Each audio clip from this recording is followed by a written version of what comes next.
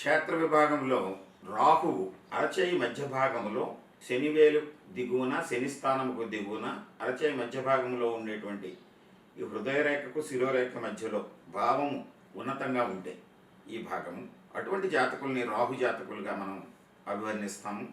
రాహు జాతకులు దృఢంగా బలంగా చతురాకృతి కలిగిన ముఖవచ్చస్తోటి భుజములు కాళ్ళు దృఢంగా ఉండి బలాఢ్యులుగా కనిపిస్తూ ఉంటారు.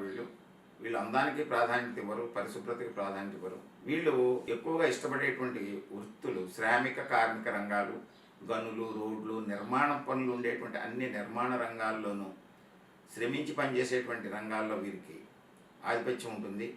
ప్రమాదాలు, ప్రకృతి విపత్తులు ఎదుర్కొనే సంస్థలు, ఎన్డీఆర్ఎఫ్ లాంటి సంస్థల్లో ధైర్యంగా సాహసంగా ముందుకు వెళ్ళేటువంటి సంస్థలు, పర్వతారోహణ కల్పించేటువంటి సంస్థలు, డిఫెన్స్, నేవీ, ఎయిర్ ఫోర్స్ రంగాల్లో ఆయుధాలు తయారీ సంస్థల్లోనూ, క్రీడా పరికరాలు తయారు చేసి వృత్తి వ్యాపారాల్లోనూ వీళ్ళు శరీర దారుఢ్యానికి సంబంధించినటువంటి క్రీడలు, వాటికి సంబంధించినటువంటి పరికరాలు తయారు చేసే సంస్థల్లోనూ, వాటిని శిక్షణ ఇచ్చేటువంటి వ్యక్తులుగాను, కోచెస్ గాను, దీనికి సంబంధించినటువంటి వృత్తి వ్యాపారాల్లోనూ, మైనింగ్ కార్యక్రమాల్లోనూ, ఈ పాత వస్తువుల్ని రీసైక్లింగ్ చేసేటువంటి పరిశ్రమలు, చెత్త నుండి సంపద తీసేటువంటి పరిశ్రమలు, ఈ శానిటరీ అండ్ క్లీనింగ్ డిపార్ట్మెంట్స్లోను దానికి సంబంధించినటువంటి పరిశ్రమలు, ప్లంబింగు, ఈ పైప్ లైనింగు, ఈ ఎరెక్షన్, ఇలాంటి వాటి